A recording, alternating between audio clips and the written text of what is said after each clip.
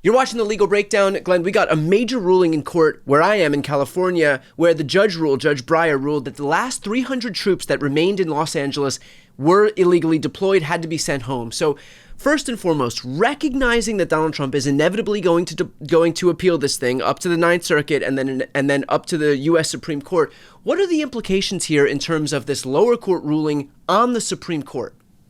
You know, the implications, Brian, are that Donald Trump continues to lose the battle in his determination to militarize the streets of America. And we could talk about why he wants to do that. I think it's pretty transparent what he's ultimately trying to do. And it has a little something to do with the midterms, in my opinion. But the reason this is important, yes, it's just another opinion from yet another longtime federal court judge. And Judge Breyer ruled, no. The remaining troops cannot be deployed to Los Angeles. And by the way, you are ordered to return control of the National Guard to Governor Newsom. Yes, the judge stayed his order, giving Donald Trump and his administration an opportunity to appeal it. But here is how I look at this. There is this incredibly deep well of legal authority now because opinions are being issued by judges literally from coast to coast in the United States. Judges appointed as far back as President Ronald Reagan. There are George H.W. Bush-appointed judges, George W. Bush-appointed judges, and there are multiple, in fact, dozens of Trump-appointed judges who have created this enormous body of legal authority, even if not all exactly precedent. We can put a pin in that.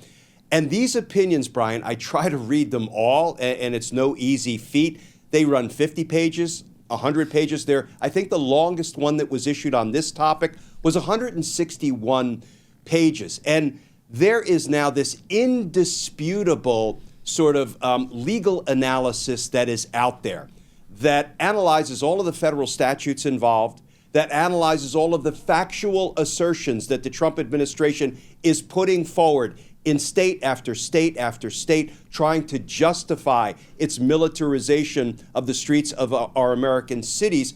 There is this really deep analysis of the precedent, and that is from the appeals court and the Supreme Court precedent.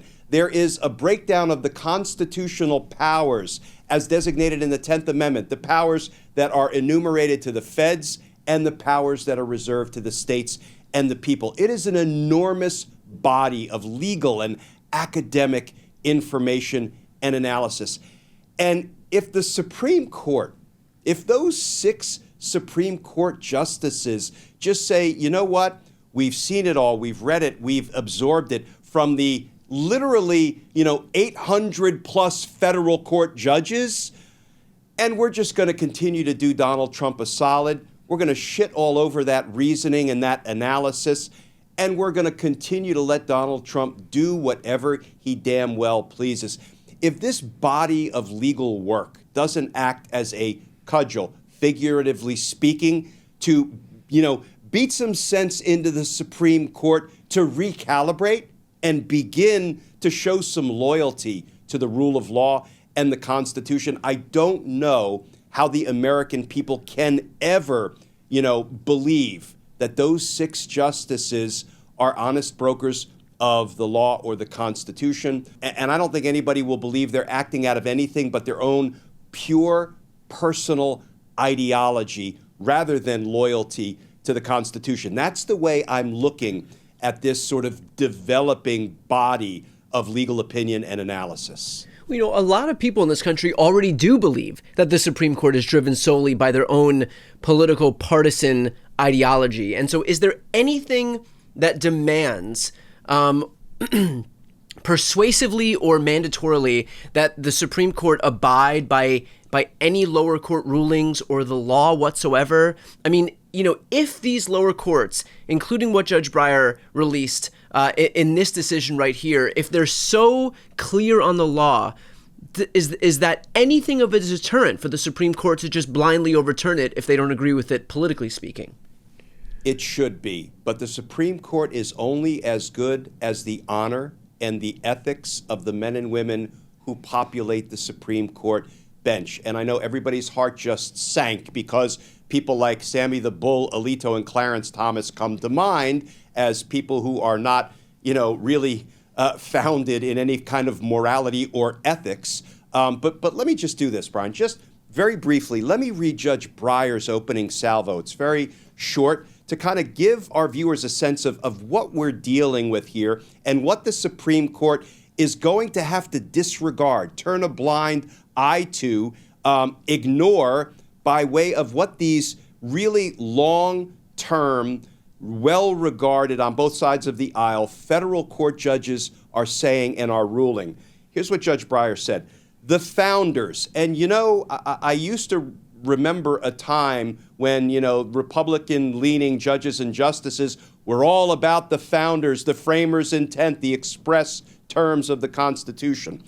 The founders designed our government to be a system of checks and balances. Defendants, meaning Trump and company, however, make clear that the only check they want is a blank one.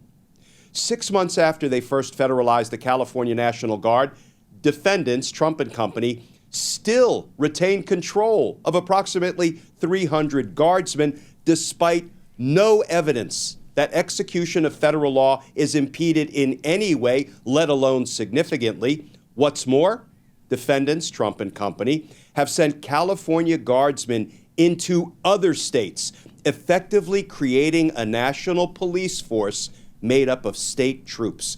In response to plaintiffs' motion to enjoin, put a stop to this conduct, defendants, Trump and company, take the position that after a valid initial federalization, all subsequent refederalizations are completely and forever unreviewable by the courts.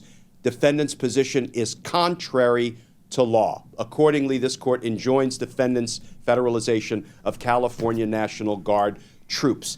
And, throughout the opinion, Judge Breyer makes clear that Donald Trump, his administration's positions do not hold water, legally or constitutionally. They're not even straight-faced arguments. They are laughable, and they should be discarded. But because Donald Trump remains determined to militarize the streets of America, he's going to stay at it. But the good news is the judges, the trial court judges, the courts of appeal for the most part, are continuing to tell Donald Trump, no, we're not going to endorse or endure your lawlessness, your violation of the Constitution. And, all we can do is hope that the Supreme Court will take note, will recalibrate, and will not give Donald Trump, a self-described aspiring dictator, an opportunity to create so much chaos in the streets of American cities that as the midterms approach, Donald Trump says, you know what?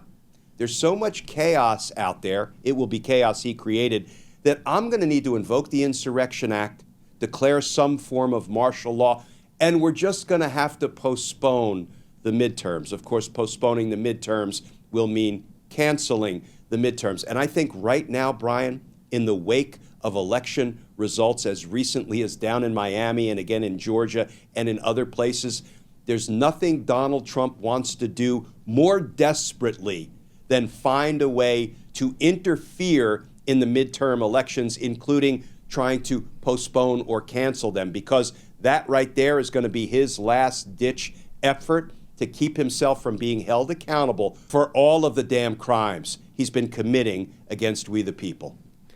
I'm curious what your thoughts are about one specific tenet that the Trump team is bringing up in court, which is this idea that, okay, the troop deployment may not have satisfied any of the conditions that warrant troop deployments, which is to say there is no insurrection, there is no rebellion, there is no foreign invasion, there is no failure of the local government to be able to effectuate its laws, but that doesn't matter because we want to deploy them. We say that some condition is there, even if it isn't, and whatever we say is unreviewable. That's what the Trump team is saying. And it's getting swatted down by judges in California and Oregon and Illinois. It's getting swatted down by the appeals court judges.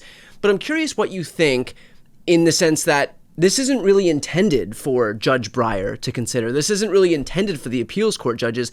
This argument is intended for Clarence Thomas and Samuel Alito and the rest of this six-block conservative justices on the Supreme Court.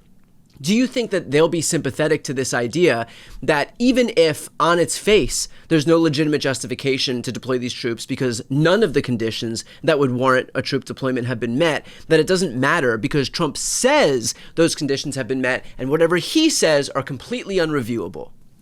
Well, let's put it this way. If the facts don't matter, some of the federal court judges have literally, after extended hearings, evidentiary hearings, literally concluded that Donald Trump is, quote, pouring fuel on a fire he started. Yeah. And then he's trying to exploit that fire and that chaos to enhance his power.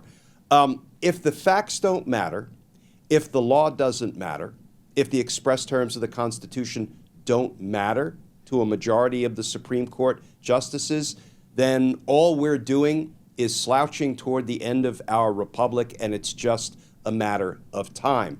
I want to believe, and you know, I try not to be naive, but I want to believe there will come a time when the Supreme Court will recognize if we give Donald Trump literally unfettered, unconstrained power to do whatever he damn well pleases with the military, contrary to the facts, the law, and the Constitution, we will no longer be a democracy. We will no longer have a democracy. It will be over. We will be no better than or different than Russia or North Korea or other dictatorships, other autocracies. And it's hard for me to conceive why even those 6 Supreme Court justices would want that. And the reason I always come back to is that self-preservation is a powerful motivator for everybody, including, perhaps more than most, Supreme Court justices.